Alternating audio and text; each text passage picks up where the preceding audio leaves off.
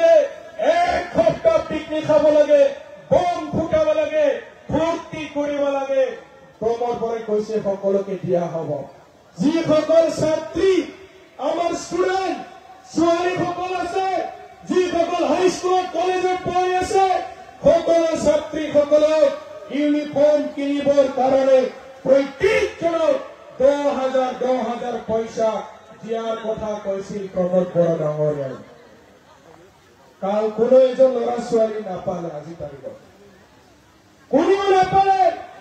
Doctor বাছিৰাম বৰাই scholarship 900 জন ছাত্ৰ ছাত্ৰী যিসকলে MA পাছ কৰাৰ পিছত PhD ডিগ্ৰী কৰি আছে, প্ৰতিজন ছাত্ৰ ছাত্ৰীক 90,000 টকা দিম বুলি ওদালগুৰিত এটা মিটিং পাতিছিল। পইচাটো ৰিচিভ কৰা বুলি ৰেভিনিউ টিকেটত চহীয়া লৈছিল।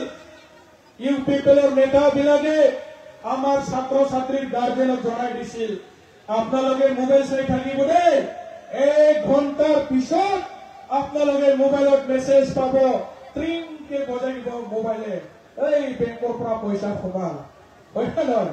ট্ৰিং বজাই না নবজে পইচা সোমালে, গাঁৱলে গাবালি মোবাইল পইচা আপা গাঁৱৰ মোবাইলে গামাম্বা বুঝি নাথে, এই বেংকৰ পইচা শুনাবা মোবাইলে গাবাম্বা, মোবাইলে বাজনে নাবাজে দাদা। বেংকৰ পৰা যেতিয়া পইচা সোমাৰ মেছেজ আহে, ট্ৰিংকে বজাই আপোনালোকে চালে হ'ল, এই 10,000 সোমাই গ'ল, হয় নে নহয়? মেছেজ চাবলৈ নিৰ্দেশ দিয়া হ'ল আৰু এই পিপলৰ নেতাবিলাকে কৈছে 1 ঘণ্টাৰ পিছত মেছেজ আহিব। 1 ঘণ্টা, 2 ঘণ্টা, 3, 4, 5, 24 ঘণ্টা নহয়, আজি 4 মাহ উকলি গ'ল, আজি পৰ্যন্ত বেংকৰ পৰা মেছেজ ট্ৰিং বজা নাই।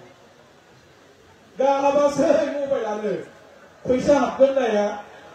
সেইদিনাখন মই ওদালগুৰি এটা মিটিঙত গৈছিলো, ওদালগুৰি কলেজত মই এটা মিটিঙত গৈছিলো।